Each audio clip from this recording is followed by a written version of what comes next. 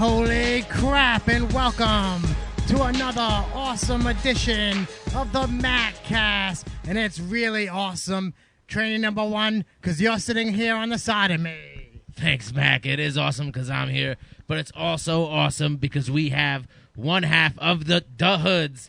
Davey Cash is in the house with us tonight. Ladies and gentlemen, Davey Cash. What's going on, fellas? How you guys doing? I'm here just chilling, you know? I'm doing pretty good. I'm really excited about this one, Davey.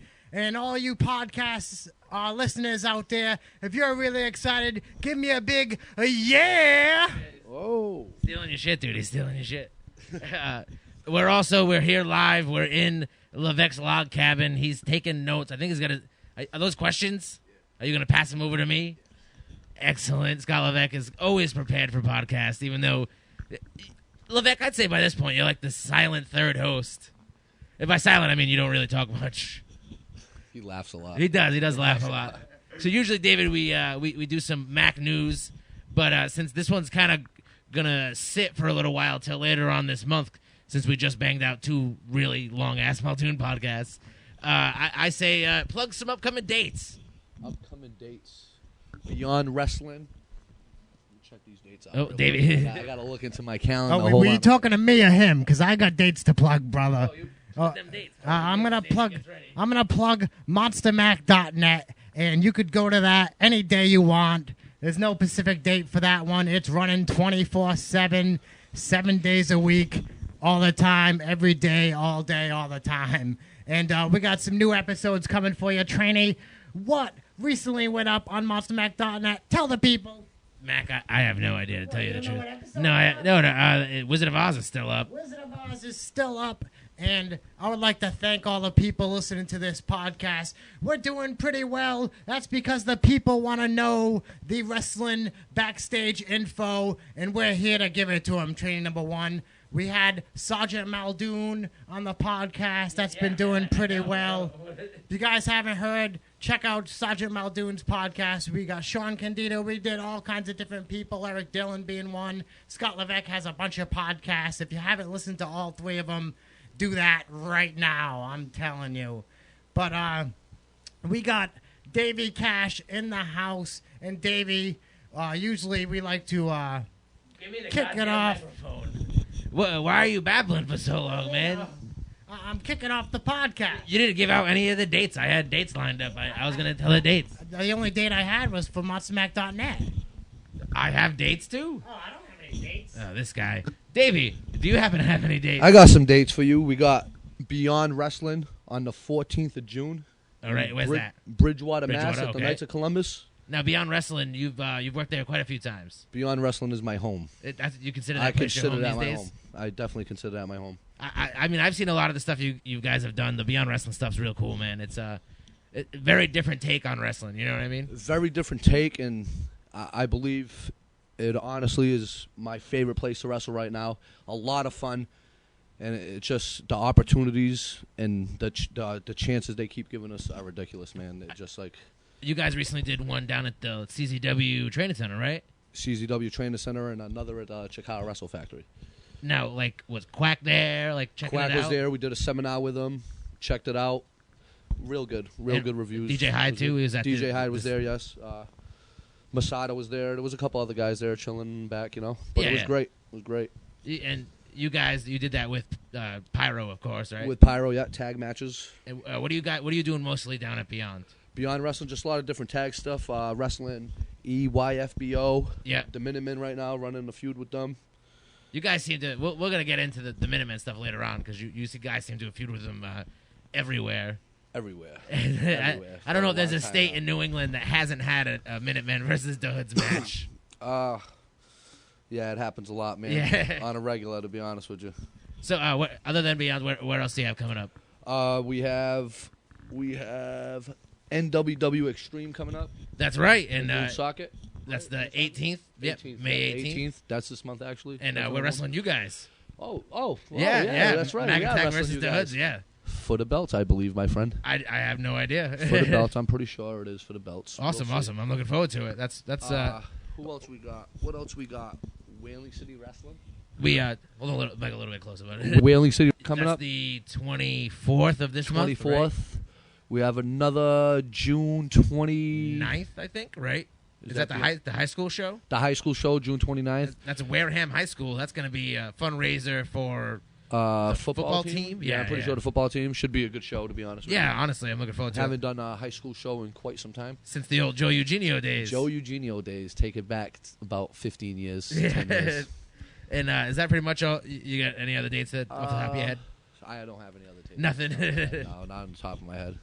I'm sure there's quite a few coming up, though.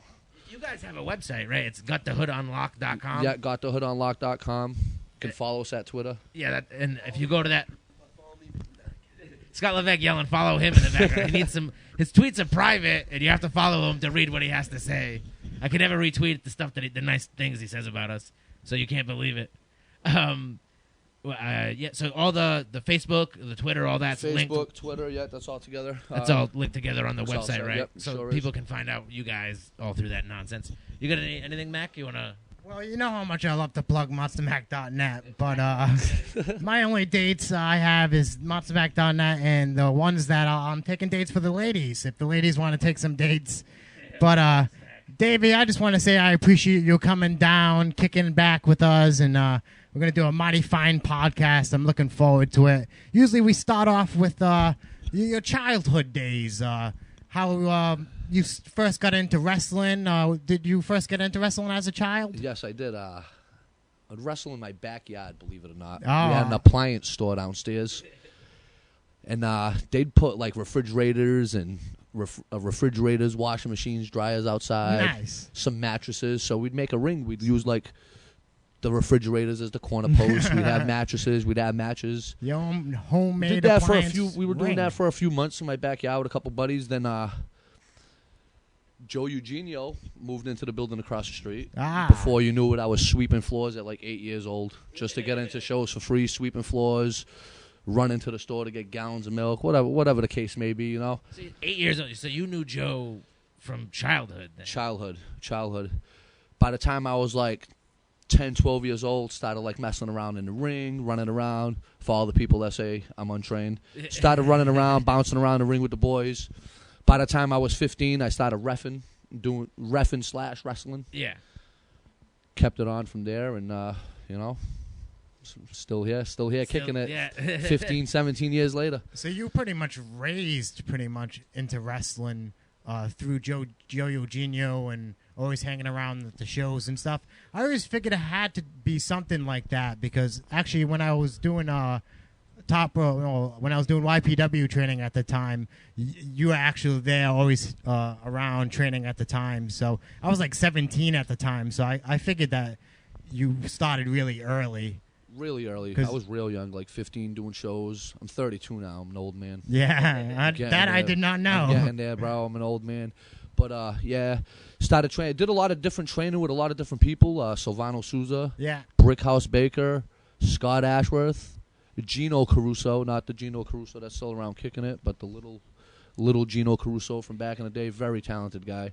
Trained with a lot of different people, man. Got to learn a lot of different things from a lot of, like, real good wrestlers. Steve Bradley helped me out in the past. A lot of people, man. It's been a great ride, to be honest with you. Now, like, what actually got you? What was the break-in moment? What was the first time Joe was like, all right? Believe it or not, Gino Giovanni and Kevin Charisma were wrestling at the time, and Joe was always telling me I was too young, I was too skinny, I was too small. Then I went to a show. I was doing a show. I was working, obviously, whatever, reffing, whatever. Yeah, just doing whatever you needed to do. Gino showed up, and he was smaller than I was at the time. Him and Kevin Charisma was very, very skinny also. So I made a big stink about it, you know, started complaining, crying about it, you know, being a young kid, disgusted. How old were you at this time? 15. All right, so you were just... I was already reffing, doing shows, thanks to Souza and Bradley, once again, Silvano Souza and Steve Bradley. Did they have a lot to do with, like, the Yankee train at the time? Yes, Silvano Souza was the head trainer. He would book all the shows. He was pretty much in charge of everything other than Sly Souza was in charge when you broke into Yankees. Yes, he was the promoter, pretty much, yeah. So them guys got me reffing and stuff. Then I seen Gino, started complaining to Joe, like I was saying, and finally they let me wrestle under a mask. My first gimmick was the Black Dragon. The black yeah, dragon. the Black Dragon. Followed by the Red Dragon, and then I combined them and became the Shadow Master. How's that? Oh, yeah. The Shadow Master. Were you doing karate and stuff? Or? Somewhat. I tried to do karate. I took karate classes, but I tried to do karate. I tried to be a little ninja. No, tell me about your actual first show. Was it an actual match, or was it in a battle royal? No, my actual first show was in a match. I was refereeing. I ended up getting to wrestle Jose Perez and Izzy Straight. Actually, Jose Perez was wrestling as El Diablo. El Diablo and Izzy Straight against me and Hugo, and we were the Double Dragons. Very nice. What's your memories of that match? My memories of that match, stiff, and stiff. Very brutal. I see. Very brutal.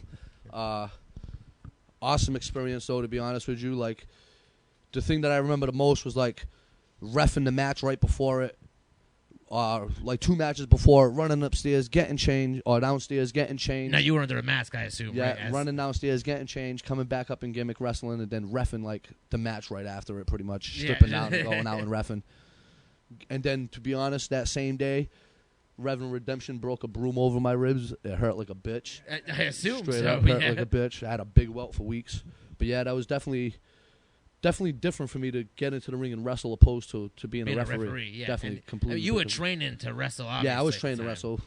And so who was you say Silvano Souza was the head running trainer. classes Who else at was the time. anybody else helping out? Baker would run classes. Yeah. Brickhouse Baker. Scott Ashworth at the time would run classes. Believe it or not, the Portuguese Stallion was running, would run some classes. So now you've known Stallion forever. I've known Stallion since I was pretty much 8 years old. Like a lot of them guys, like Fuller, Ashworth, I knew all them guys since I was a child. Like I grew up around them guys. I think a lot of everything that I did to them guys. Another person, Mike Edwards. Mike Edwards. He used to train. He used to wrestle as Manta Ray back in the day, and then he was one of the. He used to do one of the Southern Rebels. Didn't he job to Papa Shango on TV? Yes, he did. He sure did. On Monday Night No, Raw, actually, that wasn't Mike Edwards. That was Scorpion, Brian Scorpion. Mike Edwards too. Scott Levesque, he was also trained by Mike Edwards. I know that was one of his first trainers. You can find out about that in the Scott Levesque podcast, Part 1. Part 1, huh? You're doing big things, Mr. Levesque. He's got 3 parts. 3 parts. Hours long. He was a prima donna about it, man. He was having me cut things, and he didn't like the way his voice sounded. It's about 6 hours total, but I got about 15 hours of Levesque talking. I guess that's what happens when you're sensational, right? But in fair exchange, after letting him have 3 different podcasts, he lets us use his lovely log cabin every time to bring down different people. We can't have the actual people on the podcast knowing Monster Mack's secret location of where he lives, which is multiple different places. But anyways, back to what you were saying. So you did your first match. Was that pretty much when you knew that, hey, this is what I want to do? Nah, man, I knew this is what I wanted to do the first time I stepped in that real ring, man. Actually, the first time I stepped in the ring, I was outside the building, and my brother was working for them guys at the time doing security. And cousin Seth McCoy, real big man at the time, probably like 350, 400 pounds. I was outside talking some shit, talking some smack about I'd whip his ass, you know.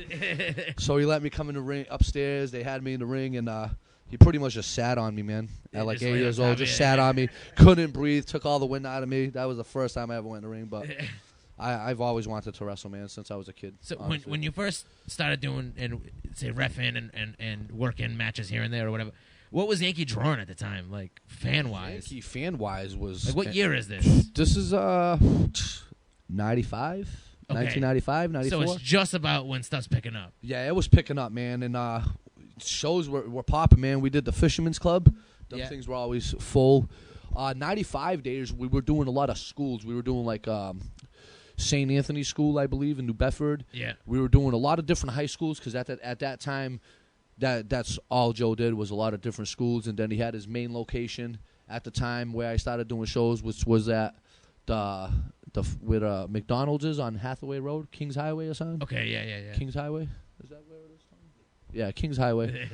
he had a little building there behind the flea market. We did a lot of shows there, and then he'd run a lot of Sunday shows too, with like 5 people in the crowd at the time. Just Sunday like afternoon. Sunday shows? like afternoon during the flea market, people would pop in. You know what I'm saying? But it was more for practice and to help the younger guys out. Just putting you guys in front of people in general. But To be honest, man, I haven't wrestled in front of crowds like I did for Joe Eugenio, man. They were the biggest crowds. That you've worked, Big crowds. Shriners Auditorium was one I remember. Probably like a good couple thousand people in there, man. That place was packed. There was even pyro, man. There was even some I pyrotechnics. remember Brickhouse telling me the story about that there show. was even some pyrotechnics. The one that like it shoots down from the ceiling and all that stuff. That's badass, dude. It was great. That must have been pretty cool. Yeah, had a lot of good times. And you were young at that time, so you must have been living that shit up. Yeah, I was definitely living it up. You know what? The amount of females I seen in my days because of professional wrestling back in the day. You know, it was awesome. Oh, Davey, it's hilarious. So you're in there. When was your first real feud? Like, when did they really think like, all right? My first real feud was against Trooper Lawson. Matter of fact, you guys probably don't know him. He was a young kid from I think the Boston area. Boston. He used to do like a state trooper gimmick. Yeah. So we went at it, me and the Trooper against the Black Dragon. He kept going at it with me for probably like a year, 2 years, man. I wrestled that kid everywhere, Martha's Vineyard. We did like a week tour once for Joe, where I went from like the Whaling City Festival to Martha's Vineyard, and then we did like some fairs in Maine. It was just and I wrestled that kid every single day. That was every day, that week show? Every day. Oh, every day. nice. It was awesome though. Like it was something different, you know. That must have been quite the experience. Yeah, I definitely haven't experienced anything like it since. After going home after that week, you must have been pretty hurt. Pretty hurt, yeah, definitely pretty hurt. Yeah. I go home after 2 shows now and I'm hurt. Sometimes after 1. I hear that. So you say you worked with that kid for a year. Was it because like Joe thought maybe you guys were having good matches and he wanted for you to just I think we had good matches, and I was pretty much that jobber guy, you know, under the mask that just got beat up by everybody. Yeah. Could bump my ass off, so I pretty much just got beat up. I was mad quick though, like running around. I always got yelled at to slow down. To chill out. Just slow down. When did you under a mask become Davey Cash? Me under a mask, I became the Highlight Kid first. That's right. Okay. I became the Highlight Kid probably when I was 18. Once again, thanks to Sousa and Steve Bradley. I was about to go wrestle. I complained to Joe I didn't want to wrestle under the mask. I was all set. I wasn't a kid no more. I wanted to take the mask off. Finally, they were like, all right, you can wrestle without a mask on. Before my match, like 5-10 minutes before my match, Sousa came up to me. He's like, you have a gimmick, kid? And I'm like, no. And he's like, you're going to wrestle tonight as the high-flying Red Menace. And I was like, no. That sounds awful. So then Baker came up to me, and he's like, you're high, kid. You're light. You're going to be the highlight kid. And I was like, you know what? I'll do that for tonight. And then that carried on like pretty much throughout my career. Now, that first time you were rocking like the gold jersey and all that? Oh, no. I was rocking like straight ripping off the rock, like straight like swooshies with the white stripes. Yeah, you know button down shirt. But yeah, like the button, not a button down shirt, but like just like a whole like jumpsuit. You know what I'm saying? Yeah. Like straight like rocked out, just thinking I was the man. You know. And that was basically the gimmick. That was basically the gimmick. I was pretty much just an arrogant kid, you know, come out, talk shit. The thug thing didn't start coming until a little later on when I started doing the jerseys and the sweats. Maybe after I left Joe Eugenio for a little while to go wrestle for Bobby Cruz at the UCW, I believe it was. UWF. UWF, okay, yeah, UWF. Wrestled there for a little bit. Then when I came back, I switched up the whole... Changed the whole gimmick up. The whole gimmick. Now, how long did Bobby Cruz didn't run UWF Bobby Cruz ran for a little right? while. I didn't run with him for too long, though. I did a few shows. Ran a little angle with Gino Giovanni there. Then went back to Joe and started working for Ricard. Not Ricard. For Jamie and Yankee Pro Wrestling. So that was after you went to UWF? Yeah, after I went to UWF. Now, was that when UWF was running the PAL or when they were doing like they were doing the Encore Plaza? They were doing the Jokers Club down where where Acu Billiards right? used to be in New Bedford. Yeah. Yeah, okay, I remember that. They did a few shows there. Yeah, we did a few shows there. Okay, I kind of remember that time frame. It was just to me at the time, like not knowing that I had to get out there more. I stood around Joe Eugenio for a long time. I didn't wrestle for nobody else. Probably because we were doing a lot of shows. And I'm sure since you knew him since you were 8, you felt loyal to him. Yeah, I felt loyal to him, and he had the most shows in the area, so he just kept me busy, man, and there was really no need to go wrestle. I was 18 years old wrestling in front of 1,000 people, you know what I'm saying? There was really no reason to go. I'm not saying I was good. Right. But I was 18 years old. I was 18 years old trying to, like... I'm not trying to, but wrestling in front of all these people and the attention and the reactions from the crowd just made me want that much more. You know what I'm saying? Now, when it was a big show like that, did Joe like bump the pay up at all? Joe was always very generous. No, I can't even go there. Joe's paydays were always very generous, especially like road shows. Like when we did Fall River or New Bedford, like the house shows. Yeah. The regular shows, we didn't get paid. You know what I'm saying? It was like you go there, it was close to home. It was kind of like just work. But anytime we did a telemarketer show for Joe Eugenio, the money was really good. Yeah. Between Joe and Silvano Souza, when they promoted together, like the men might hate each other, but they draw a big house. Did they pull some shit together? Yeah. I'm sure you got to see a lot of it back in that day. A lot of it. I met a lot of guys when I was growing up too that I seen on TV. Like it was great, you know, just all meeting all these different guys. Those two dudes. Yeah. So basically, you owe a lot. I got to see Scotty Too Hotty as I was coming up. I was around him all the time as a kid. PJ Walker, right? Just incredible. You know what I'm saying? I seen a lot of them dudes. I was around them guys when I was they were coming up through. When they were coming up through Joe Eugenio, I was around them dudes quite a bit actually. PJ was actually a really good dude. I was cooler with his partner Garfield Quinn at the time. GQ Garfield Quinn. You guys probably never heard of him. I don't know. It sounds kind of. I used to go to in like 95, 96. I was going to like Yankee shows as a kid. Yeah, PAL and stuff as a kid. So that was a long time ago. Yeah, man. I remember it, which is crazy to me now. Like I'm about to wrestle you coming up on the 18th. I remember being a kid and like watching you at Yankee shows. Yo, that's pretty crazy, man. Like you're still at it, son. Like yeah, I'm still going. I'm broken, man. I can't do half the stuff I used to, flipping around and jumping, but. At least I try, you know. You're saying that you can't do half the stuff that you used to. When did you start doing the dives off like the balcony and shit? That was PAL years, probably around that time. I don't know why I did it because I'm kind of afraid of heights, to be honest with you. So when I did jump off of stuff like that, it was kind of just like a spur of the moment thing. Like, yeah, Joe would be like, "You want to jump off the balcony tonight?" And I'd be like, "Yeah, sure, sure." I was why excited. Not? It was exciting. I think the adrenaline from the people, and back then the PL was packed. We're talking like full houses over there. Yeah, man. You're walking through people on the balcony Easily trying to get to the railing. Yeah, in that building. It was awesome, man. Them days were great. I wish wrestling was still like that, and there were still shows just as jam packed. Yeah, definitely. Now, when did they actually start doing the PAL shows? PAL shows, man, as far back as I can remember. Yeah. So I was doing PAL. Joe started doing PAL probably like, I say like 92, but it might have even been earlier. I remember starting to go like in the 90s, like to PAL, 92, 93. Be walking through the stand selling popcorn. Yeah. And I'd hate every minute of it. He'd make me. He'd be like, "You're going to go sell popcorn today, Dave." I'm like, "No." That must have been bad news for that show. Yeah. Nah, not really. It wasn't bad.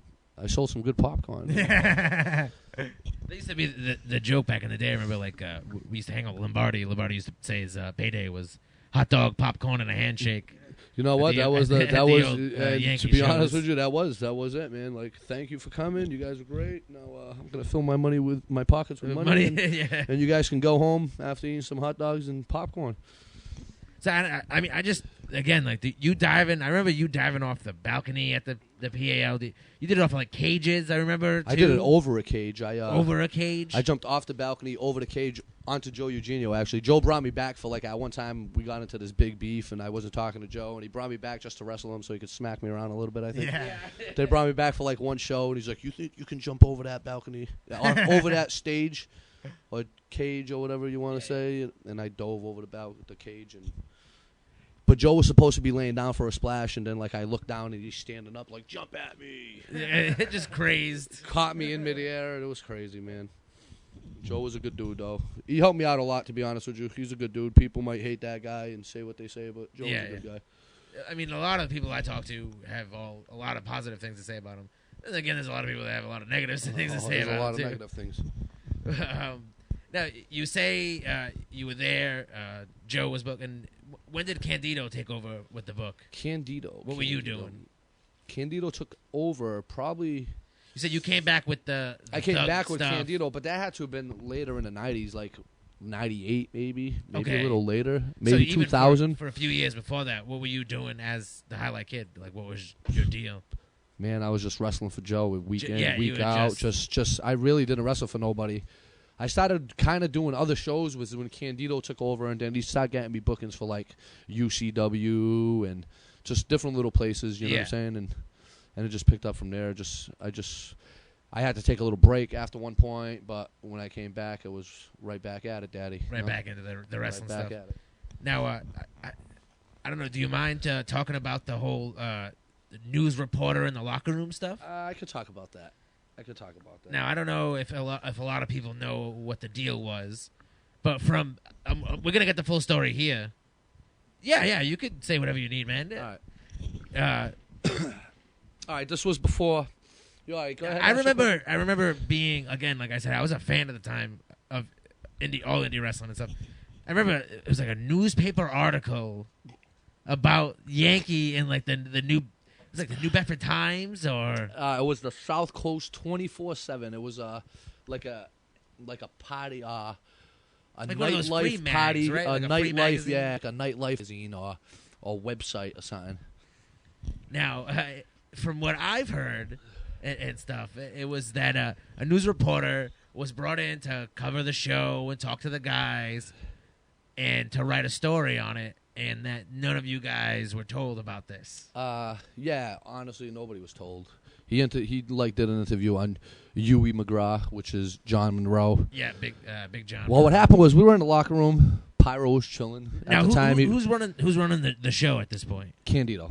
Candido's running the show. Yeah, Candido, but Ricardo was already pretty much taken over for Joe and running both companies. Okay, so Candido was kind of booking. He was booking, and then But Ricard was running the show. Ricard was in charge. Okay.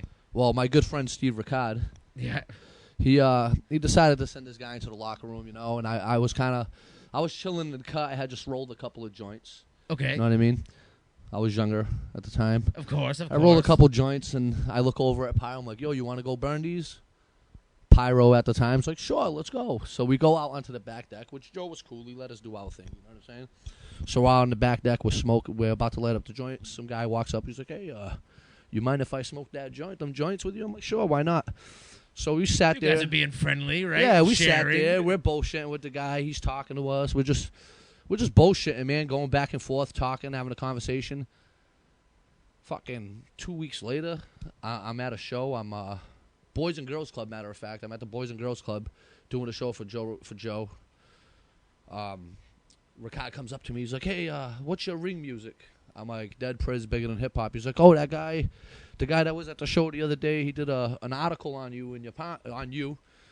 He did an article on you, and he wants to know what your ring music is so he can put this report out. So I'm like, yeah, sure, no problem. And I'm like, what guy did it? Like, because I didn't really know what guy did it interviewed me or whatever. So I'm like, that's cool, whatever. I gave him the ring music.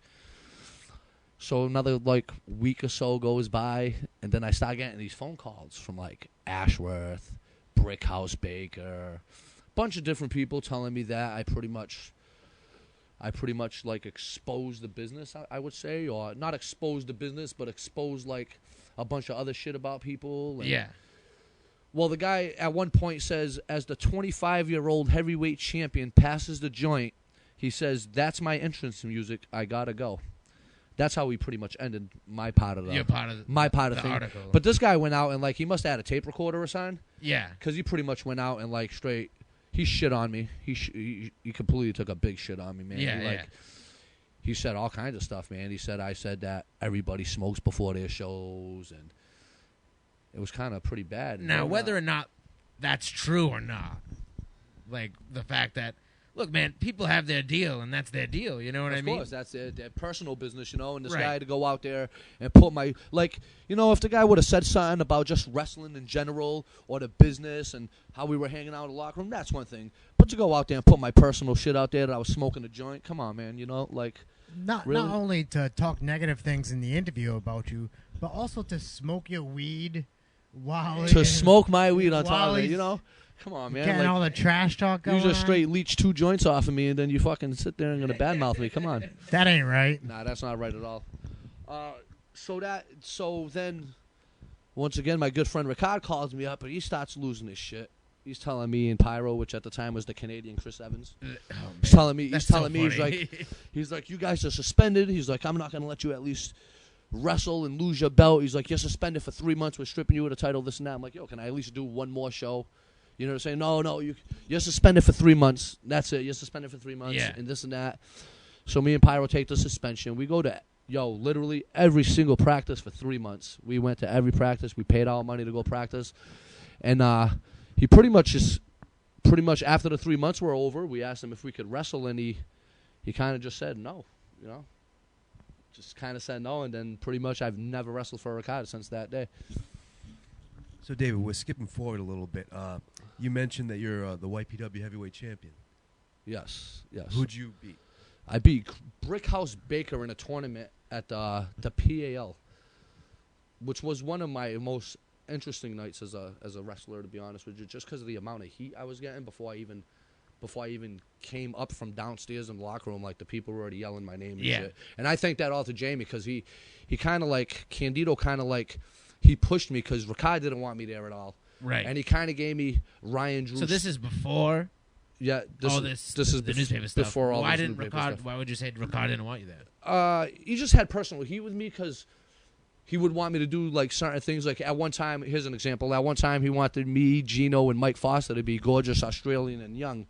So when you put it on a piece of paper, it's G-A-Y, and we were gay. Yeah. And I was totally against it. So right before we went out to the ring to cut our promo, which Ricardo was the cameraman at the time. He was the booker, but he was also the cameraman. He was sitting at the ring with the camera, and me and Gino start like bullshitting with Joe, like, yo, we're not doing this. We're all set. Can we be sexual harassment? So after arguing with Joe for like fucking a couple of minutes, he's like, yeah, I don't care what you guys do. Whatever. Yeah. So I went in the ring, being the asshole that I am. I started cutting a promo on the mic.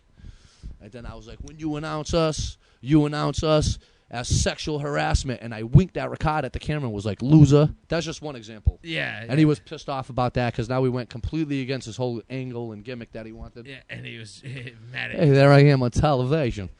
But yeah, so he was really mad about that. Another time, like, I was wrestling Big Brian Black, which was I remember that guy. Damian Houston's brother. Rest in peace. I was wrestling Big Brian Black. We were at like an indoor soccer field in Uxbridge or something, and the match was scheduled to be a TLC match. So we went out and we had this whole match worked up. You know, we had this whole thing going, and Ricardo got mad at me about something like right before the match. He was like, "That's it. It's just a ladder match now." So he took away the T and the match. C, but he left you guys with the L. He left us with the L. So sure enough, Ricardo goes back out to go film. I go to Joe Eugenio. Joe, this is bullshit. We have a match call, blah, blah. Joe's like, all right, do whatever you want.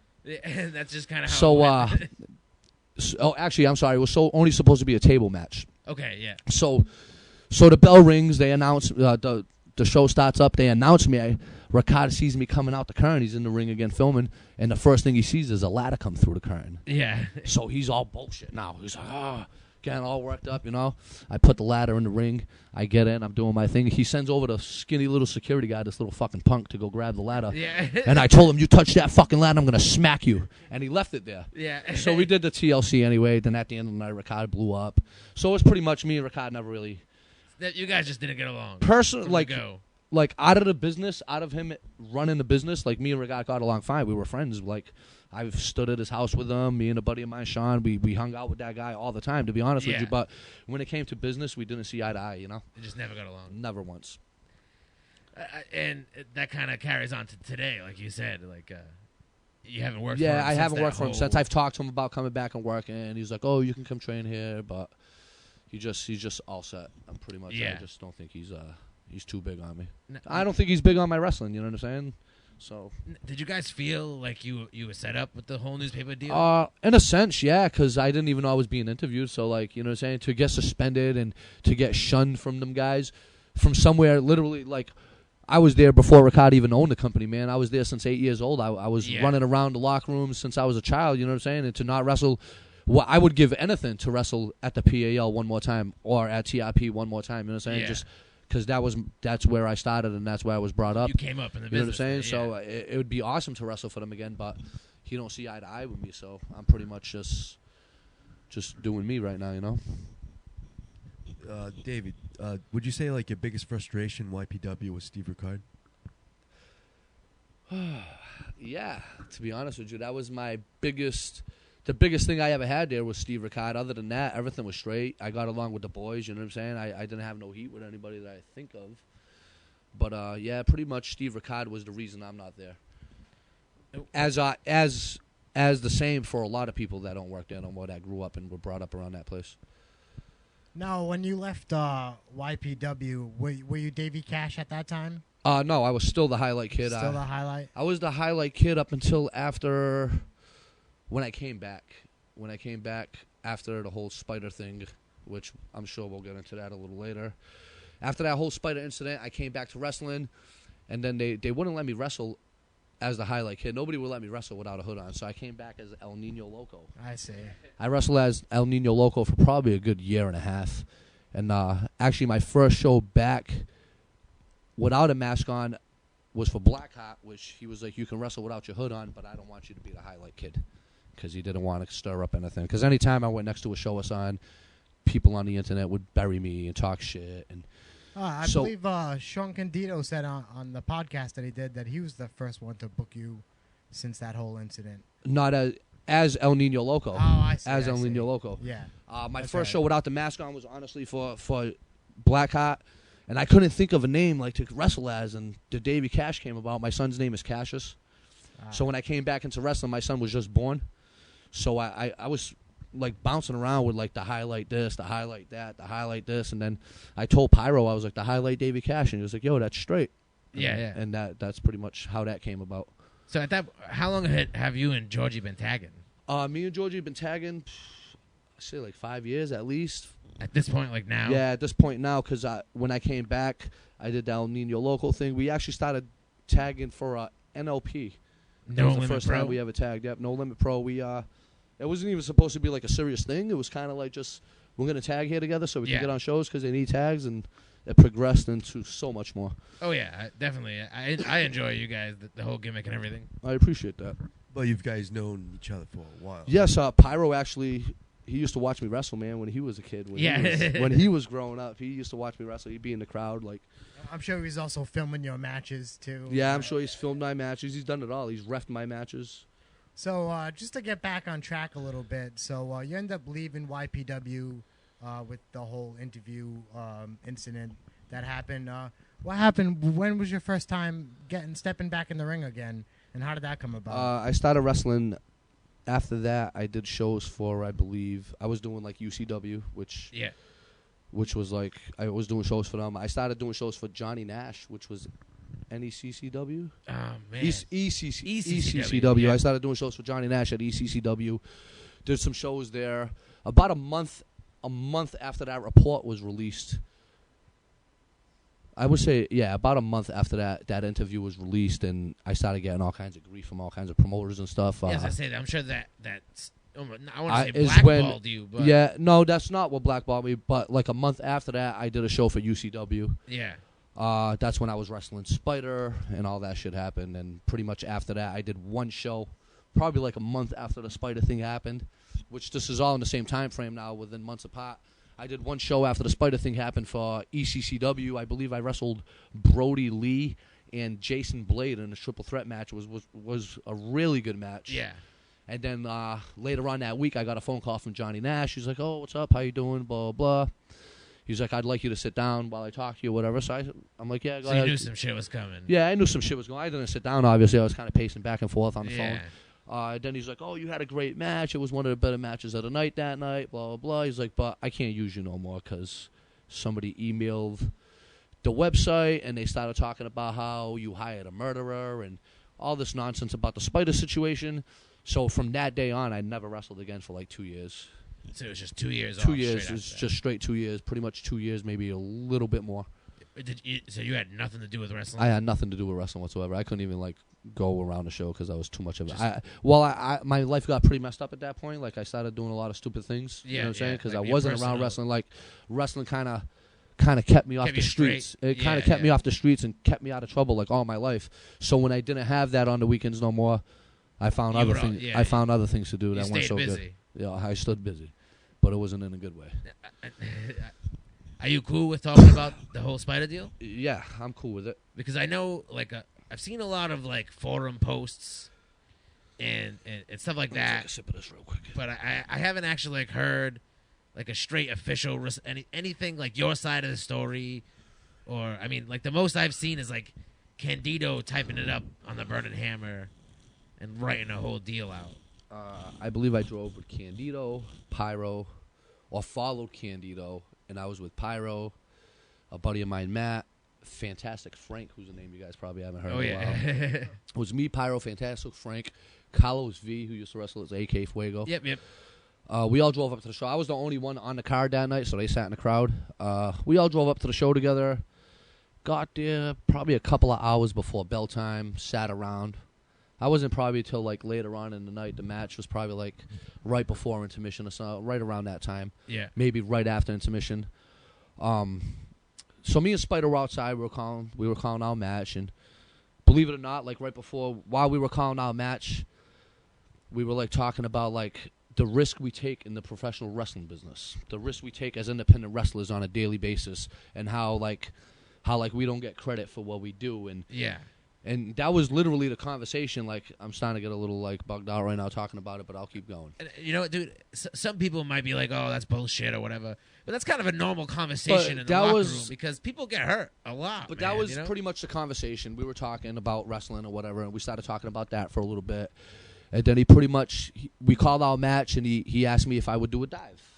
I said, yeah, I do a dive. I'll run. I'll jump right over the top rope into a high cross body. You know what I'm saying? He's like, all right. So we pretty much went out. We started wrestling. Honestly, man, the match was probably going on for like 3-4 minutes. We had a really good match going. Like, Pyro was there. There was a lot of people. There was not a lot of people in the crowd. My mistake. But there was a few people out there that were workers that were watching it. A lot of people you knew. Yeah. So, like, they were watching the match. The match was going good. We were doing like we were like chain wrestling, you know. We went into this cool little pin spot or whatever. Spider gets dumped out, so I go to do my dive. Now, when I went to do my dive and Spider was outside, there was speakers and tables and all kind of shit out there, man. He was kind of like in that vicinity. So I ran. I went to go do my dive. Well, when he caught me, he was trying to adjust for the speaker. Now, when you catch somebody for a high cross body, and I don't want people to think like I'm just making excuses or anything, but like when I was taught to catch somebody from a high cross body, you wrap your arms around them and you pull them into you. Right. Well, maybe because of all the confusion with the speakers and everything, when I jumped over the top rope, he went to catch me, tried adjusting himself. He moved away from the speaker so he didn't land on the speaker, but he caught me with both his arms under me. And when he caught me, his legs kicked out. And when his legs kicked out, my body happened to slide up on him.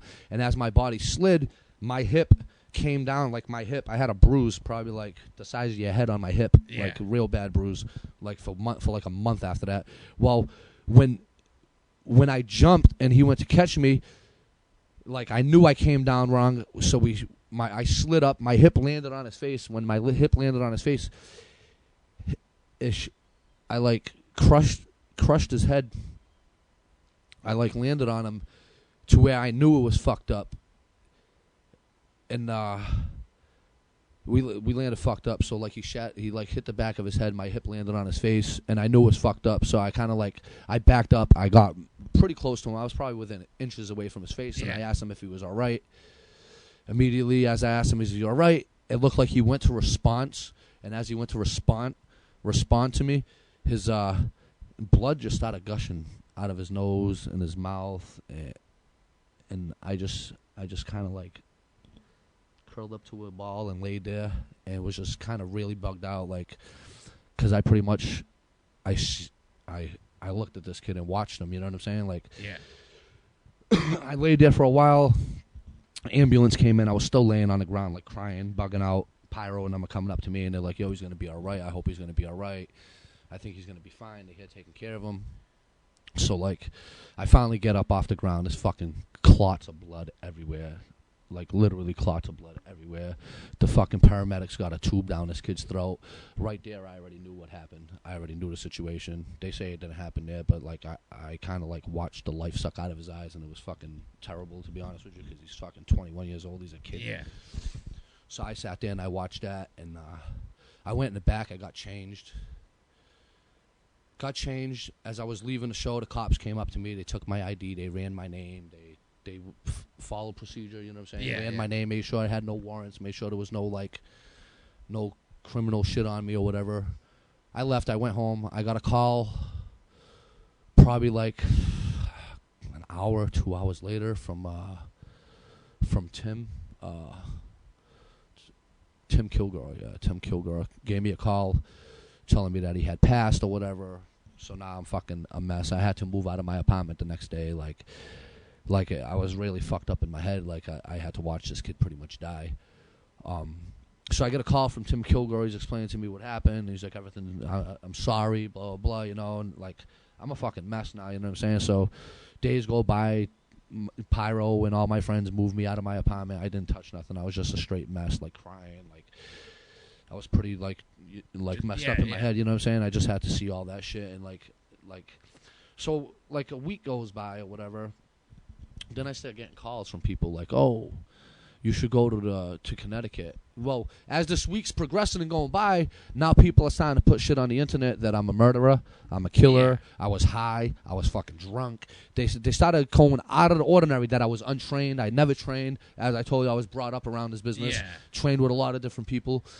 Well, this is all just people on the internet saying all this is right? all internet people. This is workers that like, I'm not going to say names, but this is certain people that, like, when they broke into the business, I helped them at practice. I helped them with basics. I helped them, like, kind of helped them learn how to bump. I'm not saying I was their trainer because I'm not. No, but you helped them along. But I helped them. You know what I'm saying? I tried helping them out because anytime I was at training, I'm sure I've helped you guys when you guys were there and when you were there doing basics. You know what I'm saying? Well, I used to help the younger kids with basics and shit. Baker would have me outside the ring, locking up with people, just teaching them little things, you know?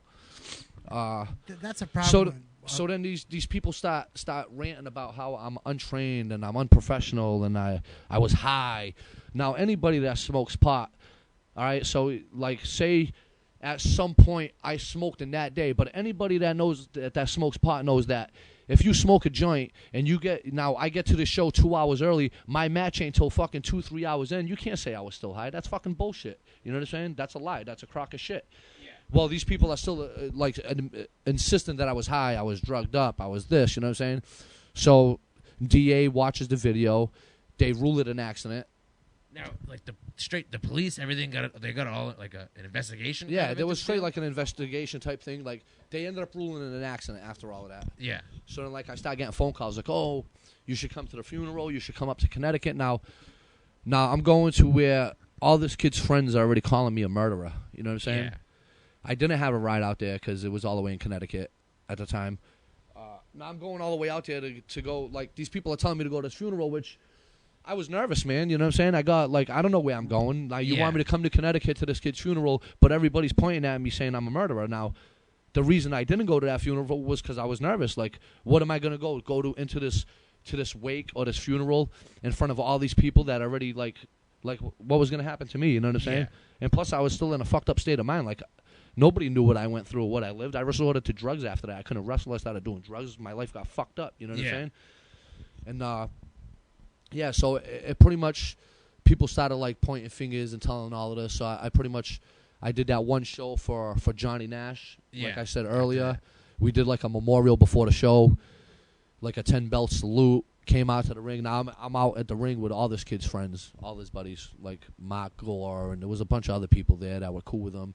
And they're, like, eyeballing me in the fucking locker room and shit. Like, I was at fault, you know what I'm saying? So I did that one show. Like I said, I wrestled Nash and Blade and not Nash. I wrestled Brody Lee and Blade. We had a really good three-way.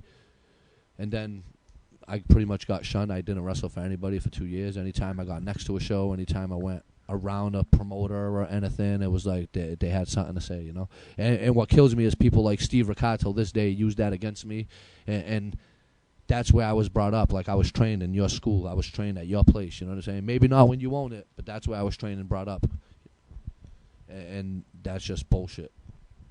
Like, when extreme things like this happen, you find out who's your friends and who's not your friends.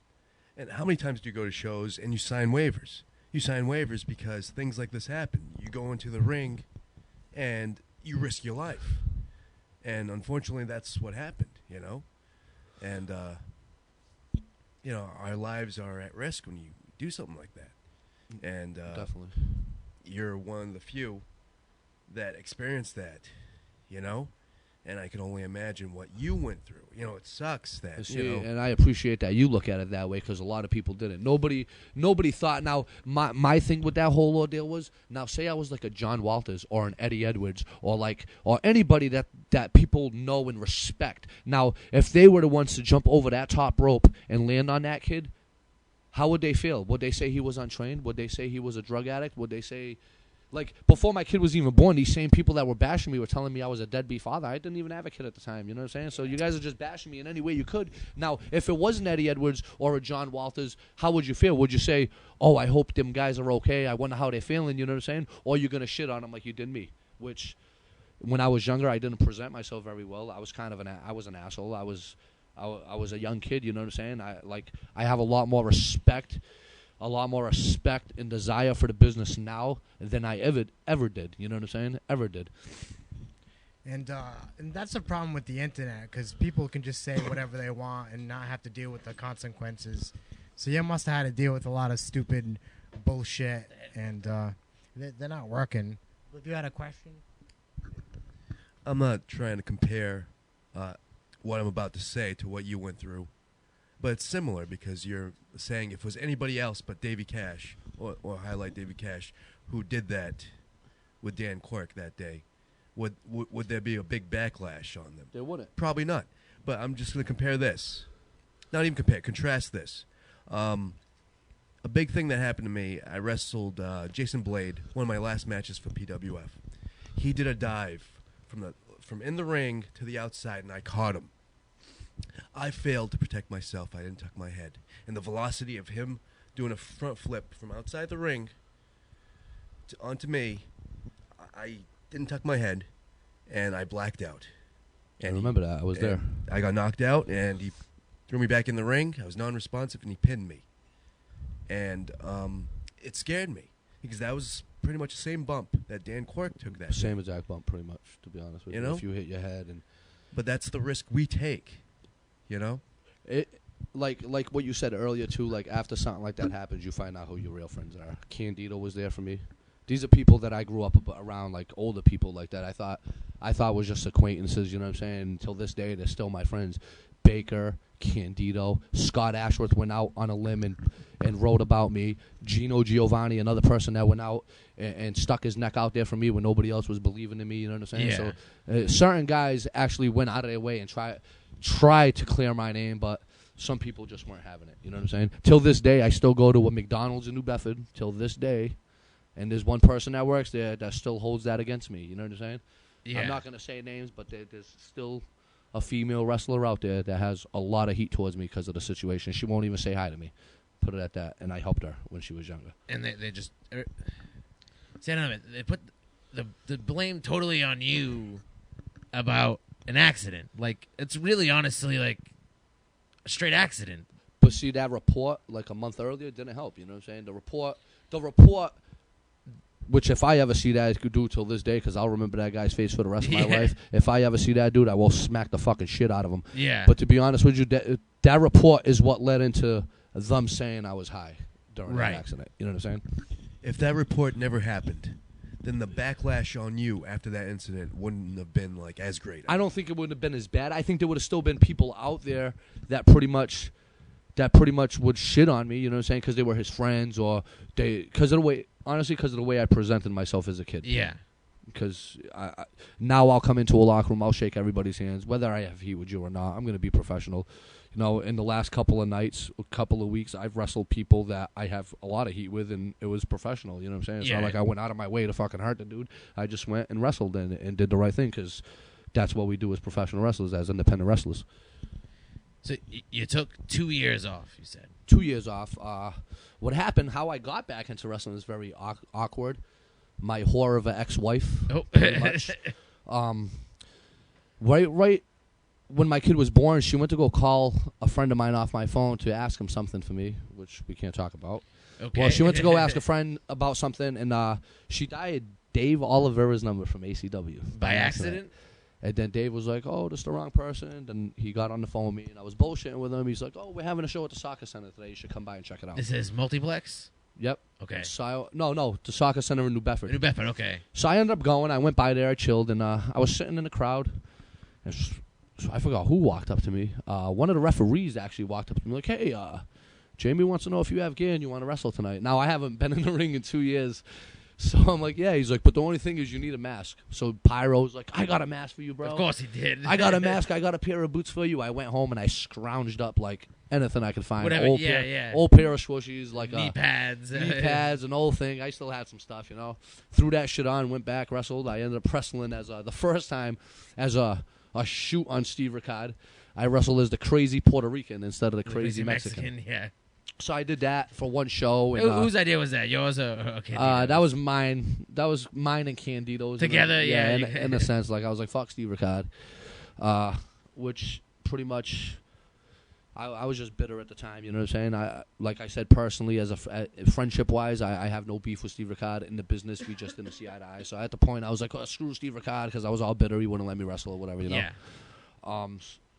Which was pretty much me just being selfish, being a dickhead, you know, like, fuck Steve Ricard. Yeah. Because he wouldn't book me, you know what I'm saying? I was disgusted. I grew up around there. So I ended up wrestling that night as Crazy Puerto Rican, which led into me wrestling every show after that as the Crazy as El Nino Loco. And yeah, that's how I got back in pretty much, man. It was just like that was all the it new was just coincidence. stuff. Yeah, it was just a coincidence. Like I showed up, Jamie wanted me to wrestle because he had just took over the book. All the old boys were there, like it was kind of like going back home almost in a sense. Right, you know? just in a different building with a few different people that weren't so great. Yeah, LeMay and well, you know what though? I'll be real with you, man. Scott LeMay. I'll be real with you, man. I'll be real with you. I had a lot of fucking hatred towards that kid in the beginning, but you know what? To be real with you, man, out of all the older ACW guys, like obviously Levesque's still around. I love that dude. That's one of my best friends. Yeah. Scott LeMay, honestly, to see him. I love that. It's not his name. I don't even know what to say, man. Like I gave that kid a lot of shit, bro. I shit on him. He's a little fucking out there. I ain't gonna lie. Yeah, He's a little out there, but yo, honestly, I have respect for that kid. He's a good kid. He stuck around and he dealt with a lot of shit. Messing with him, he dealt with a lot of shit, and out of everybody that was at ACW at the time, he's the one I thought that wouldn't be around today. You know, what I'm saying? He's still kicking, and he's still fucking. You just still getting made fun of in the locker room. Look at that! It's the juicy one on TV as we speak. We are watching some old ACW.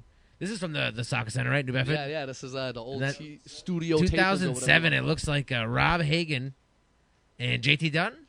A young JT, the highlight JT Dunn at the time. Is this the JT? What'd you say? Dynamite. Okay. This is kind of interesting over here. Yeah, there's been some JT Dunn. So you started wrestling for ACW again? It was ACW at the time, correct? Yes, it was ACW. You were El Nino Loco? El Nino Loco. How long did that last? I had to do that for like a year. It was fucking terrible. I hated it. We actually caught some El Nino Loco matches. About an hour ago, we seen that. You know what was the best part, though, man? I had one of the worst matches of my life with that little piece of shit, Eric Dillon. Now, just to get Eric Dillon texted Scott Levesque earlier today and said, "Whatever you do, don't bring my name up to Davey Cash." Eric Dillon, you little bastard. Clearly, what we're gonna do is talk about Eric Dillon for a little while. Eric Dillon. Eric Dillon's all right. I don't really mind Eric Dillon. He just I've seen you slap him open, like an open slap to the face. Yeah, we'll get it. Were you there that night? Yeah, I was at the buffet. Yeah. Oh No. I seen it at the bar. Yeah, at the buffet. There was a restaurant. Oh, did I smack him at a bar once? Yeah, you slapped him at the bar at the PFW. Right. Here's some Eric Dillon stories. So you smacked him so many times you don't remember which time it was? One of them I might have been drunk. Another one I was just fucking bullshit. All right, here's some Eric Dillon for you. Eric Dillon, I like Eric Dillon. Personally, I like the kid. He's a fucking good kid. But at the same time, he's a fucking leech and a snake. Yeah, so he's a great kid he's a good kid, but he's a leech and a snake. Like he'll take advantage of you if you start being nice to him. He's gonna. He took my kindness for weakness. Let's put it that way. Yeah. Eric Dillon was having problems pretty much at home, so as a friend, I let that guy stay at my house, and he started taking advantage of shit. You know what I'm saying? So at one point, Eric didn't have a car, so I'd pick this little bastard up every day, right? To go to the gym, I'd pick him up. We'd go to the gym. I'd bring him back home. Now, he lived a good 10 minutes away from me, you know what I'm saying? He lived in Dartmouth. So I go pick him up. This was every day, and I'd let him sleep in my house. He'd eat my food, just like I said, whatever, you know what I'm saying? This little bastard. He gets his car. My car got off the road or whatever. I don't know what happened. I crashed it or the radiator went. Head gasket or something. I lit didn't it have on a car. fire, or was that George? So now, did that? me and Eric, no, that was George. I will get into that a little later. So Eric Dillon gets his car, and I'm like, yo, you want to go to the gym? He's like, brother. Now, when I picked this guy up, I would never ask him for a fucking penny for gas or nothing. Yeah, you know? yeah. Now I'm like, yo, you're going to pick me up to go to the gym, which we went to the gym in New Bedford, which he kind of had to go by my house in a sense, you know what I'm saying? Yeah, or come through New Bedford. So I'm like, yo, pick me up, we'll go to the gym. Now, mind you, he was going to the gym on my membership as my guest. Yeah. Right? Still leeching, guy. Still leeching. So he'd call me up and be like, we can go to the gym and I'll pick you up, but I'm going to need gas money. Yeah. Now, this was every day, and now he starts taking advantage of the shit, so whatever, that went on. So How much gas was he asking for? still, it was like Just- $10, yeah, whatever. well, But he just was greedy. ask, Like, you yeah. tell him I'll give you $5. He's like, brother. That ain't going to Gonna work, have to you bump it know? up. Oh, brother, that ain't going to work. But he's Eric Dillon, you know what I'm saying? He's a good kid. I love him. I do love him. So sure enough, he goes. There's this thing at the VFW, the new owner. The owner at the time was doing, like, he was opening a restaurant, so he did, like, this free buffet for everybody. He had, like, all kinds of food out. There was fucking, like, 200 people in there, 150 people in there. So me and my kid's mother got into a fight. She, like, palm thrusted my TV and, like, spited it. Broke my flat screen TV. Oh, man. So now I'm bullshit, you know what I'm saying? I leave the house, I go to the VFW, and Eric's sitting there with everybody. He's eating this cheesecake guy with a big smile. And I walk in, and I'm like, I'm all angry. I'm talking to Candido, telling him what happened, how I got into a beef with my kid's mother or whatever. And I look at Eric, and I'm like, I said, you ever do some shit like that again, I'm going to smack you, guy. And he laughed at me. Yeah. So in front of all these people in this, now I'm yelling out the top of my lungs in this restaurant. Yeah, and in front of everybody at the VFW, like while they're doing the little buffet.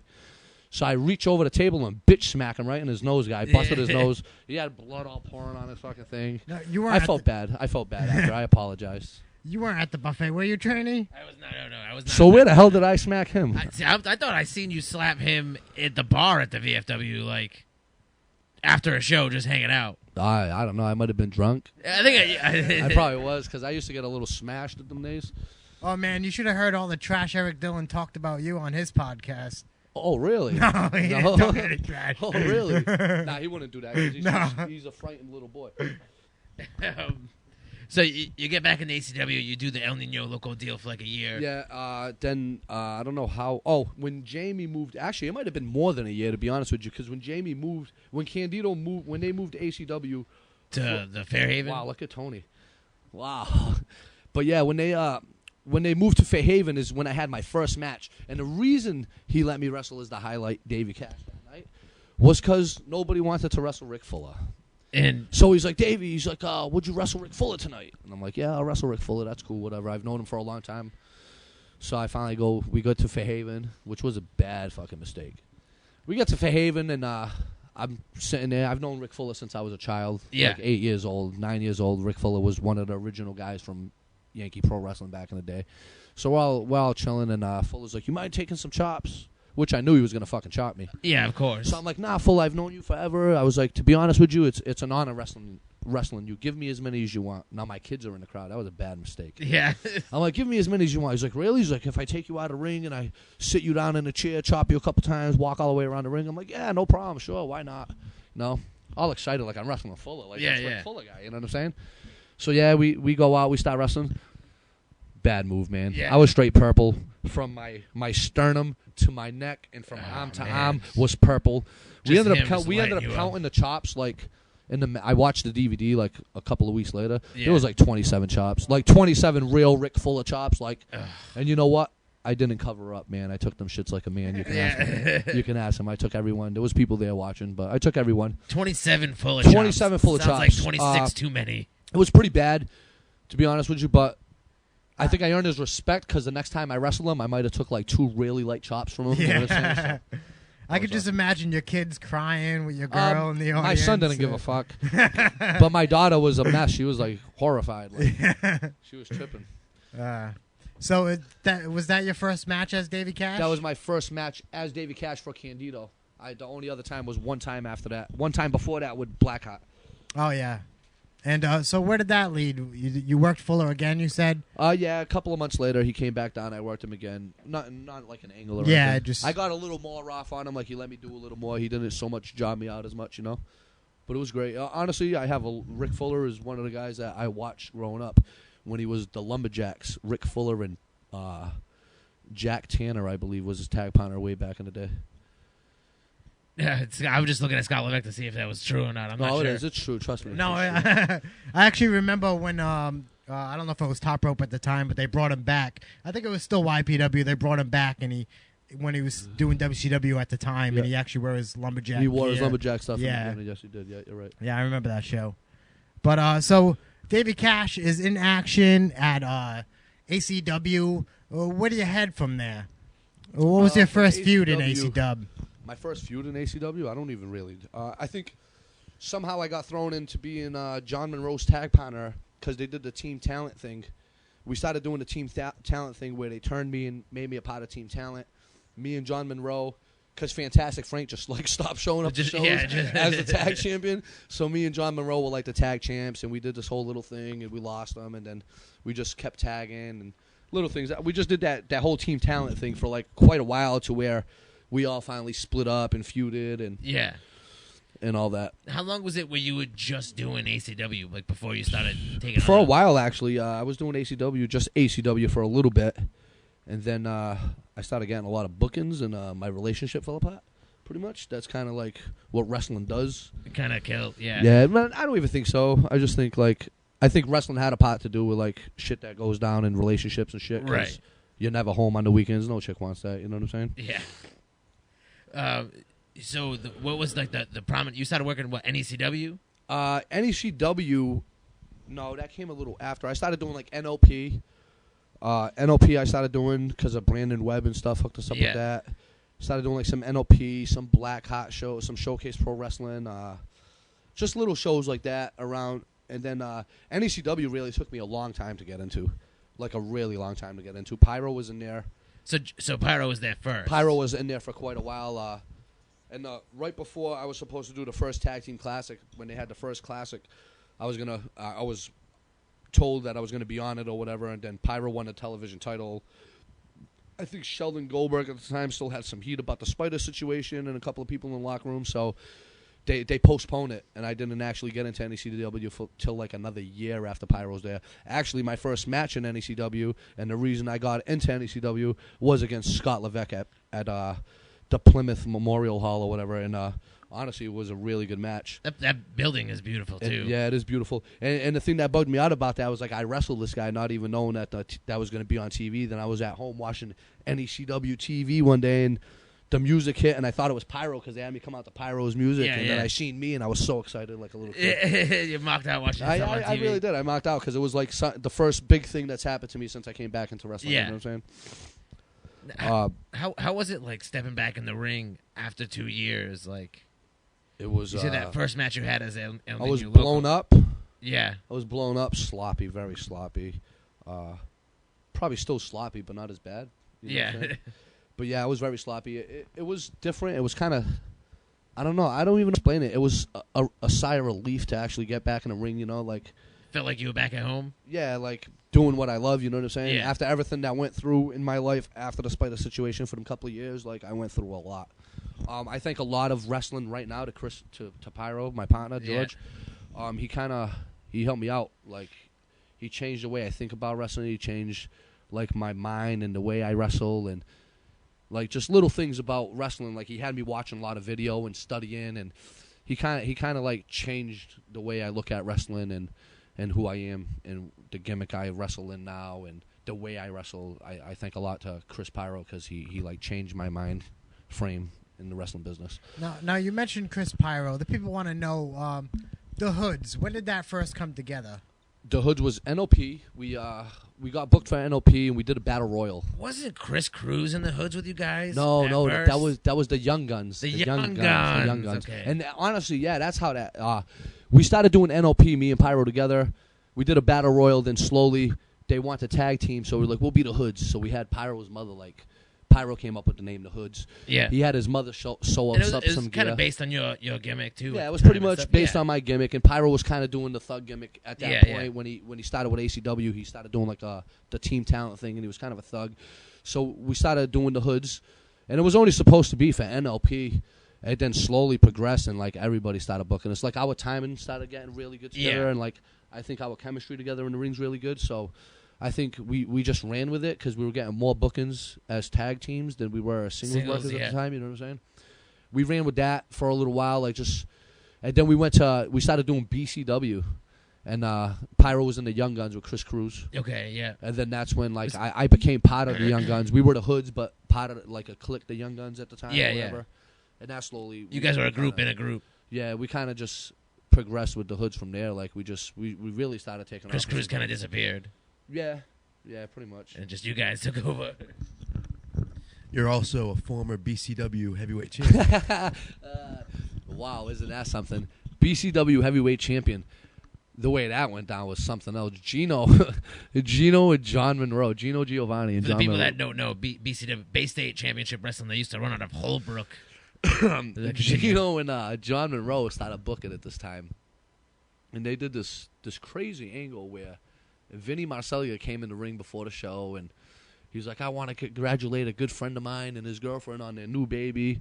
Pretty much saying my girlfriend was pregnant at the time. He called her in the ring and all of this, and then he straight kicked her in her stomach and curb stomped her. Wait a minute. Was it the Randy Orton kick? No, he just kicked her in her fucking stomach. Then when she fell to the ground, he curb stomped her. Just Snitsky style. Right, so then we do this battle royal, like number one kid. Right after the fucking, he pretty much kills my baby. My girl leaves the thing. Yeah. I'm yelling, Vinny, freaking out, whatever. So we end up, I'm literally yelling Vinny on the microphone like a nutcase, trying to portray like my kid just got killed. So then they have me do this battle royal and win the number one contendership to wrestle for the belt later on that night. Yeah. So I end up winning this fucking battle royal, winning the belt at the end of the night. Now, I went from the beginning of the show, like, supposedly crying that my kid's dying to holding up a fucking title belt at the end of the night, like, cheering and shit, like, forgot about my kid. You forgot like, about the dead baby. Yeah, Gino and them were out there, man. It was fun, though. I'll tell you what, it was fun. And then I lost that shit, like, the next show to Judge Chambers. The BCW, I think that was you that's pretty crazy. You used to do, like, the weird stuff, like... I did beat you, that's right. You used to do, like, the jumps off the basketball nets Yeah, I and did all that that. once like, over there. I was nervous as shit, man. That was the first time doing dude, that. that's for crazed. The dives are one of my favorite things to do, to be honest. Even though I'm afraid of heights, like I love doing Like, dives. at this point, you're saying, like... I'll still do dives. Yeah. I'll still do dives. It's just, I don't know if it's the adrenaline when you're up there or like, because I don't. If you watch any of my dives, as soon as I get up there and post, I'm out. I'm jumping. you just go. Yeah. Because if I think about it, I'm gonna be like, yo, this is stupid. You know Yeah, what I'm why saying? am I doing this? So, you start doing, like, you say, you guys are doing the hoods. Is that eventually what helped get you into NECW? Yeah, The because fact that you were tagging up with NECW, Pyro? they did the thing with Pyro where he was the television champion. They finally brought me in. With Tony, like I said, I wasn't even supposed to wrestle that night against Tony. Jason Blade no-showed. Yeah. And then they had me wrestle Levesque. It was a really good match. Then the next, I blew out my knee that day. So the next day, I wrestled at the soccer center in Westport where Dave used to run for NECW. In Somerset, I wrestled a dock match that night against Brandon Webb, which my knee was fucking beat to shit. So I didn't even think the match was terrible, not too good. So I didn't think they would have brought me back because I had busted my knee and shit. Yeah. And then they ended up keep bringing me back. Eventually, I got into a feud at NECW with Pyro for the television title. Like started acting bitter because we were tag partners, and he went on his own and did his own thing at NECW. So we did this whole big feud in NECW up until we did our big TLC match. I did the big dive off the screen and shit, and then we ended up the next night we ended up becoming like partners again. We did like this whole skit in the ring at the Piper's Pit where we shook hands, and then that's what started the hoods up from there again. And that's kind of when it really took off was NECW. It got you guys going. It got us a lot more bookings. Like I'm not saying like we're fucking famous and shit, but it got us a lot more bookings. Like it helped us out a lot. NECW really did help us out a lot. And at that time, like NECW was on Comcast on demand. So. Yeah, so I like. Thanks, Levesque, we for that one. A lot of exposure and shit at the time. Dude, how was doing that dive off the top of the Titantron deal? It was pretty raw, man. Because it was like what, 2 tables, right? It was it was it was 2 tables and then one stacked on top of the 2. And I put Pyro on that, and then I climbed up. My eye level was like 22 feet in the air. It was kind of ridiculous, to be honest. with you. Yeah. And then the dive was clean, man. I that's one thing. God bless me, man. That every time I did them dives, I hit my mark. You know what I'm saying? Yeah. And that's kind of scary when you're jumping off like a backboard and you're like trying to reach the foul line or something and land on somebody. You know? Yeah, it seems like it'd be terrifying, to tell you the Yeah, truth. it was a little out there. So you guys started getting going, doing the hood stuff more and more. When did you guys get the hookup with like On Fire and stuff? On Fire, Jason Rumble actually. So- Jason Rumble hooked us up with that. And I'm assuming you guys were working for J Rumble for a while. Yeah, before we were that, working right? for J Rumble at the time. We were doing VCW. Then I asked him how did we get into NWA On Fire, to the Savolis and all that. Because he was working up there in Maine. Yeah, a lot. he was one of their main guys at the time. He was one of the top dudes. So we ended up going up there and doing a show, and they were really big on us. Like On Fire is really big on me and Pyro, and we did that for a while. We were going up with John Monroe. We were just traveling, doing shows out there. Tony actually went. Levesque went out there with us once. Had a match. Against I feel bad because Chef- he had to wrestle like Chef Baker. Yeah. And if any of you guys know who Chef Baker is, a.k.a. Ice, I feel bad for you, my man. It's a rough night. I feel bad for you. Yeah, it was a big, like, 8-foot whisk and a chef's hat. Now, VCW working with J Rumble, is that where you guys really started working with the Minutemen a lot, or No, the minute, well, actually, was that like CWA? CWA was the first Minutemen Hood's little feud there we started doing with them. And then it just, I don't know, man, it just kind of picked up and went everywhere. Like, It really did. Like we wrestled them kids everywhere, man. Like Blaze and Tone, I gave them, Blaze and Tommy Trainwreck, I gave him the name the Minutemen, and it was kind of like we were driving to a show and I was bullshitting with them, like, you're gonna be the Minutemen. yeah, Like just, bullshitting with them, and then it kind of stuck in it. Just kept going clicked, with it. and they kept it, you know. And look at them now; they're doing all right. now like a lot of people at that time, I you don't really hear it too much now, but it was kind of like the Hoods are bringing up the Minutemen, like you know. Yeah, but I don't know. They kind of brought up themselves, man. Like we gave them an opportunity to work at certain places and got them a couple of bookings here and there, but they kind of they put in their work, man. You know what I'm saying? Yeah. They really did. They put in their work. Like Devin Blaze is a beast, yo. Yeah, Straight up, that kid can move. you can't let him hear you say that though. Because Yeah, he might it'll get a be- little yeah, big at it, yeah. but yo, he's a beast. That kid can move. He can work. Straight up, he can work. He's Yeah. like pyro. He's like a pyro. Ready to go. They just go, man. You know what I'm Yeah. saying? So the On Fire stuff, that's NWA On Fire, some oldies and all that. Yep. So we started doing the NWA On Fire stuff, and immediately they started like giving us this run for the title. Like they do a lot of TV. They have a lot of, like a lot of different TV deals, and they just kind of just started like pushing us, man. And they really liked us, and they had us as these faces, and we were so over in Maine. Like, who would have thought two like thug kids would go to this little hillbilly town in Maine and get be over? over? Like we were over huge, and we just kind of went with it, man. And yo, it was a lot of fun. Like we wrestled teams like the Dream Team. We were wrestling the Samoans at first when the first time we went there. Right. We ran this angle with the Samoans for a while. And, like, they had us, like, going over on their tag champs and, like, a bunch of non-title matches and stuff. And then I don't know what happened. Something happened, and I think John Monroe stopped going out there, and we all used to carpool, so we kind of just stopped going for a little while. Yeah. Finally went back again, and then they started running they brought us back as heels, which that was the most fun I've had in a long time. I love being a heel. Like being a heel, like I honestly love it. Like the money ain't, you don't make as much money as a heel, like selling shirts and pictures and merch stuff. and all that. Yeah. But then we went back and we started working as heels, and this time we brought the Minutemen with us because we didn't want to drive alone and just be cheaper with gas and stuff. Yeah. And then So you're working there, and how long was the drive to Maine? Man, sometimes like 4 hours. Well, that's quite the The travel. first time we went out there, we did like a tour, man. We did like the first show was like 5 hours away assigned, and it was like a 3 or 4 days straight we did out there, and every day was like in a different location. But every day, like we drive like 4 hours the first day, then we drive like 2 hours that night to go to the hotel, then we drive like another 2 hours to another show, and it was just a lot of driving, bro. A lot of driving with no sleep and a lot of partying, bro. Where would you say one of your favorite places to work would be? Beyond wrestling. Beyond wrestling. Beyond wrestling, love it, bro.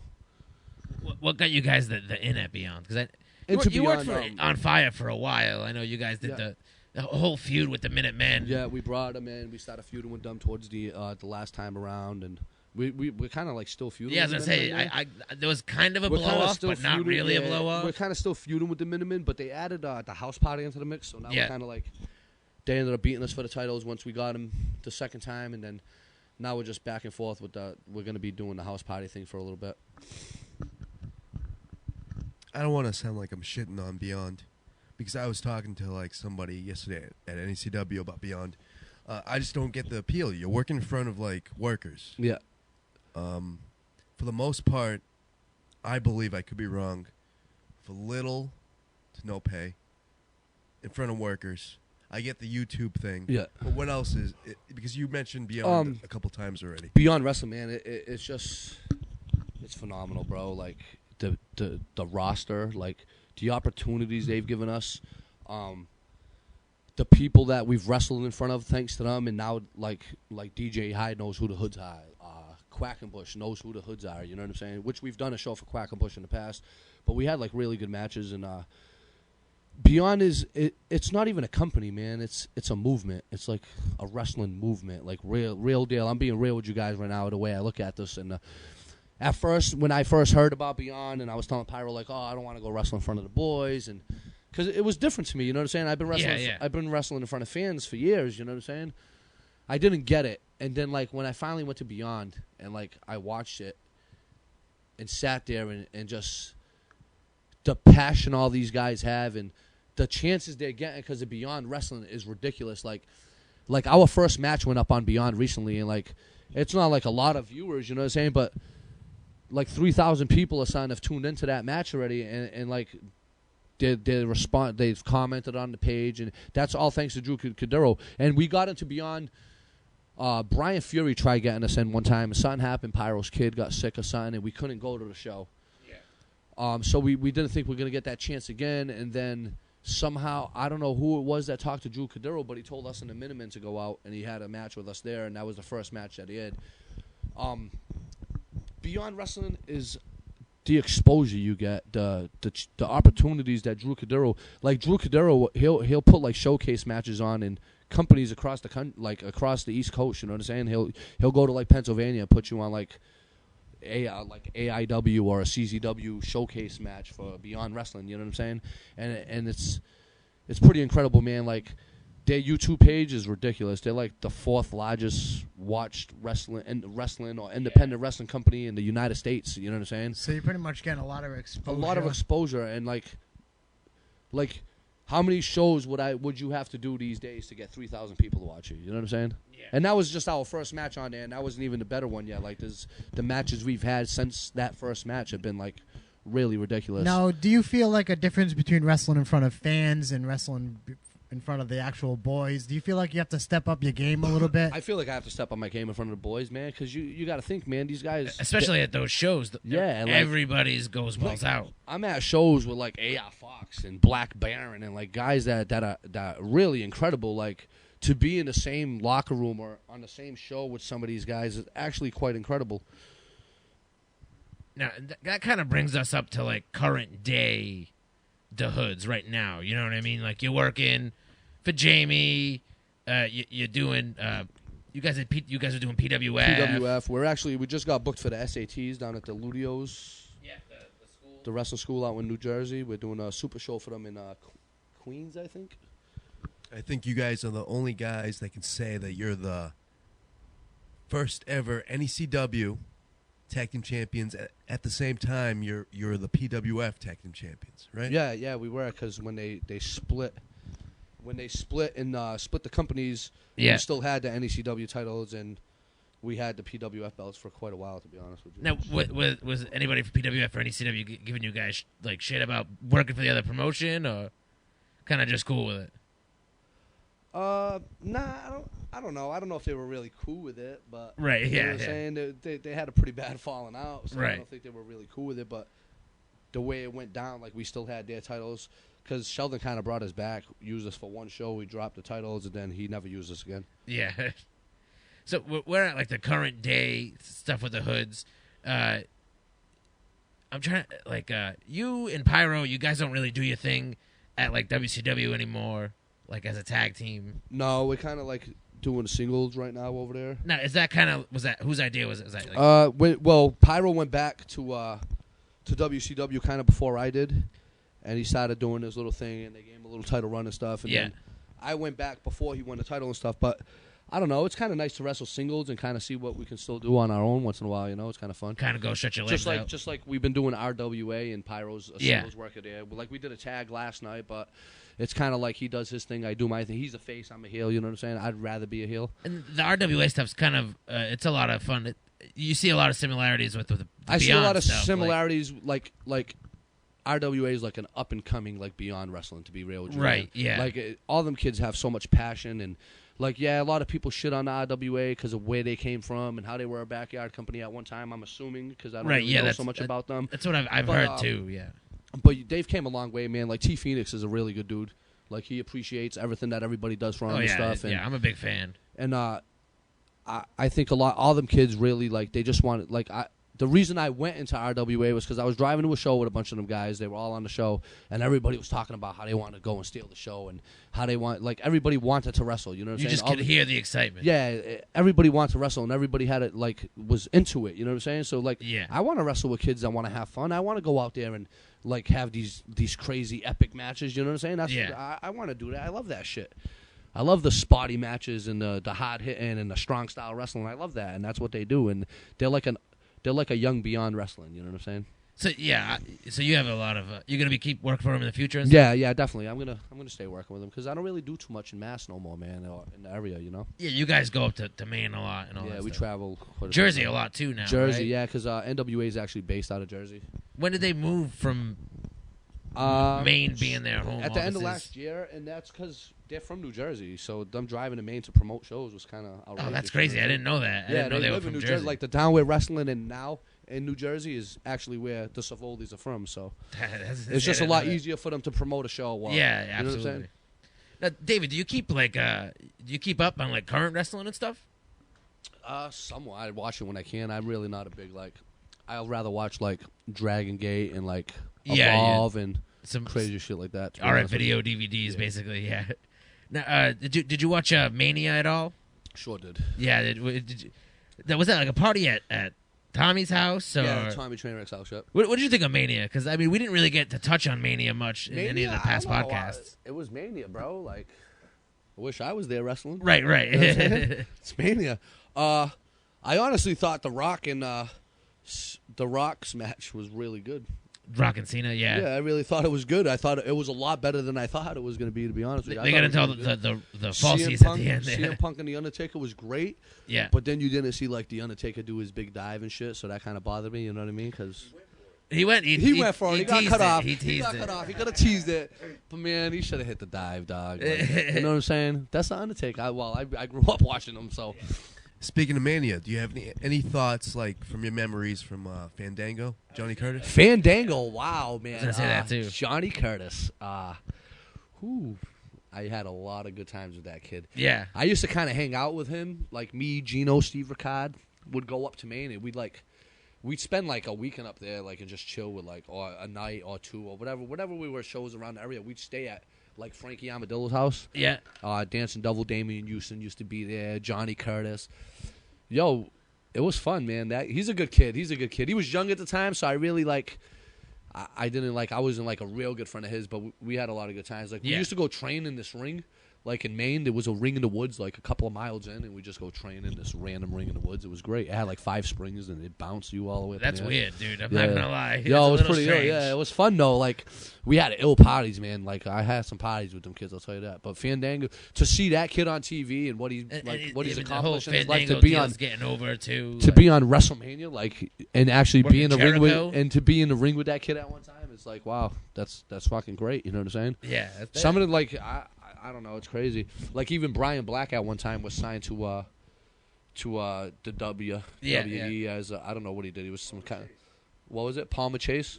Yeah, he was there as Palmer Chase. And my first time I jumped off the balcony was onto Big Brian Black, actually. That's the first person I dove on. Off the balcony. Yeah, off the balcony. Yeah. Oh, now I'm bugged out. I can't think of what his name was when he was signed. Who?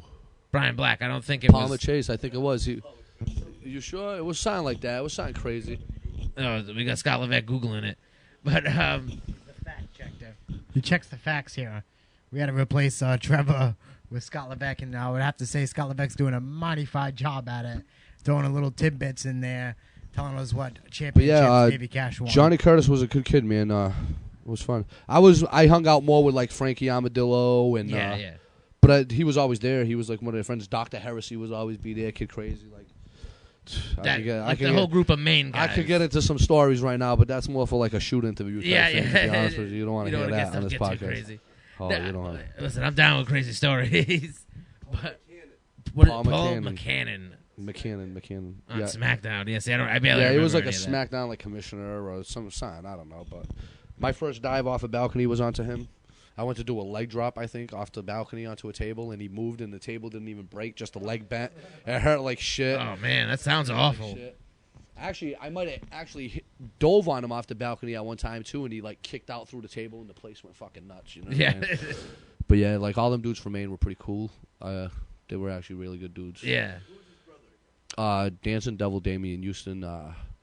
He was a good kid. He passed away in a motorcycle accident. Good kid. I'm just lost for words when that kid gets brought up. 'Cause Yeah. he was such a good kid, like really a good kid. Davey, I would like to thank you for coming on, man. I really enjoyed I'm actually enjoying this. I'm just chilling here, having a couple of shots, some drinks. some drinks. Some friends. I always like to ask all the different guests on the podcast. Do you have any advice to the upcoming wrestlers or guys looking to get into the wrestling business? Yeah, do the shit I didn't do. Go to the gym, hit practice as much as you can, man. Just train, bro. Just train. Seriously, if you really want to make it somewhere in this business, bro, just eat, sleep, shit, breathe wrestling, bro. Train, go to the gym. Work. Yo, if you don't go to the gym, you ain't gonna make it nowhere. That's real, like. You have any different schools that you would like to recommend? New England Pro Wrestling Academy, Brian Fury. Phenomenal, bro. Where's that based out of? That's in, what is that, Lowell or something? No. Is it? Man, it's up towards Lowell, New Mass. Hampshire. Andover, Mass, maybe? Yeah, but that's definitely a place you guys should go train. Maybe TRP, you know what I'm saying? I don't know who's training there right now. I think Biff Busick trains on Thursday nights, which Biff Busick's phenomenal, man. That's one of the better guys. He's just been working CCW stuff lately, right? He's ridiculously good. Go train with Biff. Go train with Brian Fury. Brian Fury probably the best teacher in the area right now. I would say them. And then there's really, I don't know who else out here, man. I don't know. Does the Chaotic School still run? That's what Brian Fury runs right now. Oh, okay. He owns it. He ended up buying it. It's New England Pro Wrestling Academy Now but they kind of just changed it all up. Definitely the place to go train right now is New England Pro Wrestling Academy. Even if it's a little drive, man, it's worth it. You're going to learn so much. That dude's phenomenal, man. Like, really good. Yeah. Now, before we wrap all this, do you have any message you want to get out there to anybody? Anything you want to say to anyone, or anybody who could be listening, or Not really, man. No. Eric Dillon, fuck you. Other than that, it was fun, man. Straight up, I had a good time. Thanks for coming on, man. I'm glad that we got to get the story out. Hopefully, we can do a Pyro one, maybe do a Hoods one together. Yeah, definitely. I'm sure Pyro will come out, and then you can get a Hoods one together at some point or something. Hell yeah. Tell you some road stories. Oh, I'm sure. We'll do like a Hoods Road story episode. Hoods Road story episode, yeah. We'll just tell ridiculous main trips. I'm sure you guys are going to do some There's shenanigans. a lot of crazy main strips. Main I'll was tell crazy. you one story. The Savoldis were trying to tell us that one time we had this like big party at the hotel and somebody wrote NWA in shit on the wall, but I don't remember that happening, man. I don't remember that happening. But he swears it happened. I'm assuming the Savoldis told us we can't go back it. to that hotel no more because somebody wrote NWA and like wrote it with their finger and shit in the wall or something. I don't know. I think they're a little out there though, but they're good dudes. See, that's how you end a podcast right there on a good shit story. But yeah, like I don't know, just there's some road stories you would like to hear, I'm sure. Other than that, man, thank you guys. Levesque, thank you for having us, bro. I appreciate it. Thank you, man. And remember, Max. GotTheHoodOnLock.com. Yep. And you'll be able to get all the Hoods Facebook and Twitter and all that stuff, and you can check out upcoming shows, NWW, Whaling City Wrestling, and Beyond Wrestling. I'm sure you guys got all. We'll have all kinds that of stuff, and it'll be all up there. So I'm training number one. I'm Monster Mack as always. We got this guy in the house. Barely said anything tonight. The sensational one, Scott Levesque. And we got Davey Cash. Thank you again, man, for coming out. We just want to say thanks, everybody, for listening. You're on the MackCast.com. Listen to the MackCast podcast. Don't forget to subscribe on iTunes. please, because we want to eventually get some sponsors and make some cheddar, because that'd be nice. Yeah, it would be nice. Money's good. Maybe we can, supply some better booze for the guests instead of just nips. Nah, the booze is fine. The booze is fine. I'm good. All right, ladies and gentlemen, it's been my pleasure, Davey. Everybody, have a good night. Good night, fellas.